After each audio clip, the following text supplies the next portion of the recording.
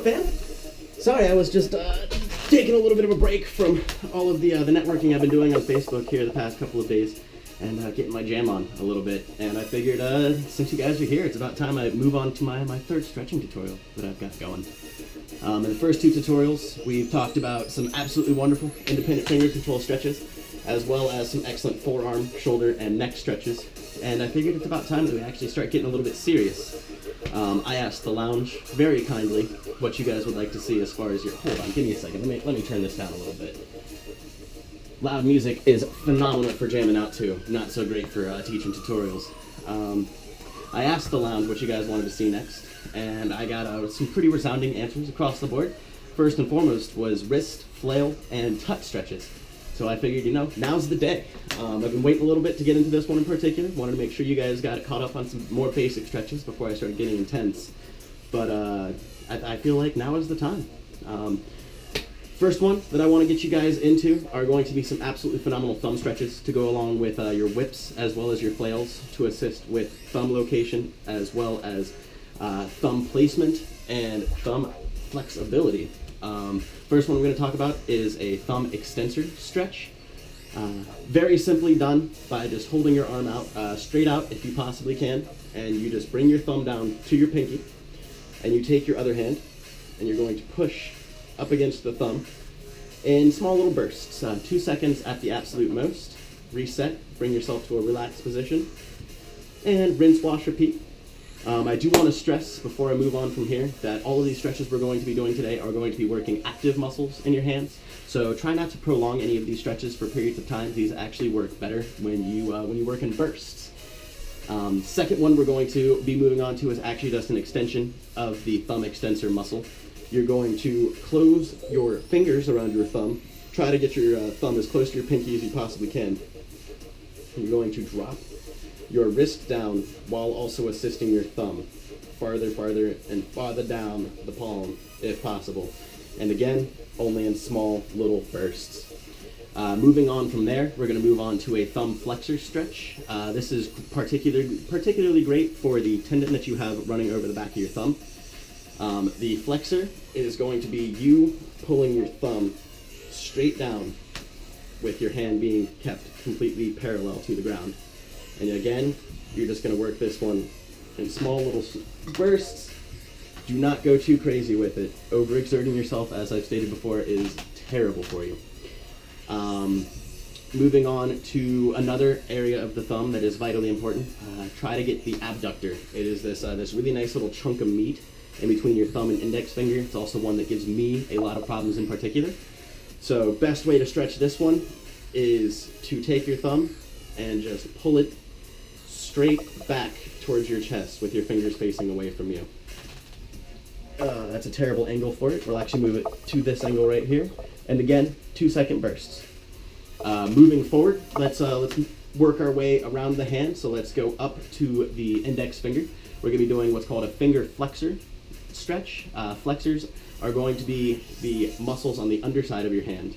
So what you're going to do is you're going to pin 3 of your fingers and lift 1 up. And you're going to do these again in 2-second bursts all the way around both hands. Super simple stretch to do. And then to move to the opposite side of the hand, to move on the finger extensors, you're actually going to pin 3 up and move 1 finger down. So from a different angle, you can see it looks about like such. And again, go through each finger. For all of these, thumb, index finger, ring, middle, and pinky, I recommend sets of 10, so 2 seconds apiece, about 20 seconds for each finger. And then the final stretch we're going to work on today for the hands is going to be the webbing. You're actually just going to take your index and thumb, or your middle and thumb, whichever you feel most comfortable with, and you're just going to gently spread your fingers apart, and it's really going to help stretch out through the bottom of the palm, as well as, again, through the webbing of the fingers. To move on from this particular location into a more vital location for tuts and flails, we're going to be moving to the wrist. We're going to start with wrist extension, and that one in particular is one of my favorites. You put your palm out, face up, fingers up.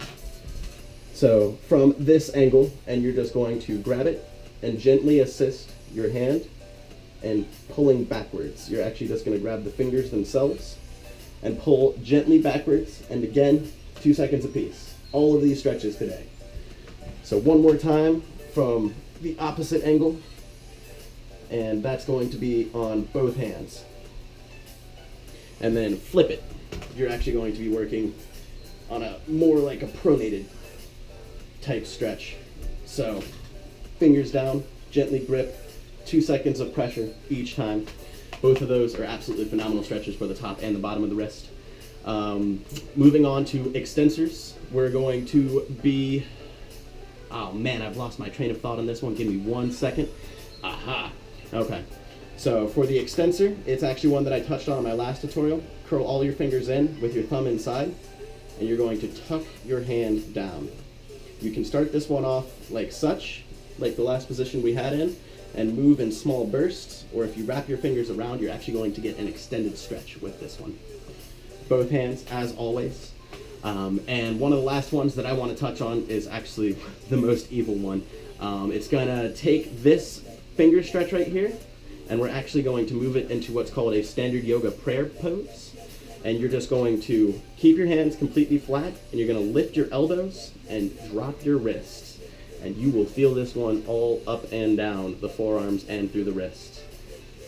Flip this one into such a position, just 180 degrees, so your fingers and thumbs are facing downwards, and you're going to do the opposite motion. You're going to want to lift your wrists up and drop your elbows down. To extend beyond this one, actually, my lady, who's really big into stretching as well as chiropractic care and just basic body maintenance, actually showed me an evil extension beyond this one. And what you're going to do is you're going to try to tuck your fingers in as far to your wrist as you possibly can. And this hurts like holy hell. Beyond that, I don't really have don't have too much else going today. If it interests you guys, I've got a couple of more intense stretches to be working on for tuts, as well as more whips and flail tutorials. I don't want to overload you guys all at once, so please keep me informed. Let me know what you guys want to see. Drop a comment down below on my page or any of the pages that I end up posting on, and know, again, that I'm always available. Please, please, please continue to stretch, and please ask any questions. Love and light to all of you.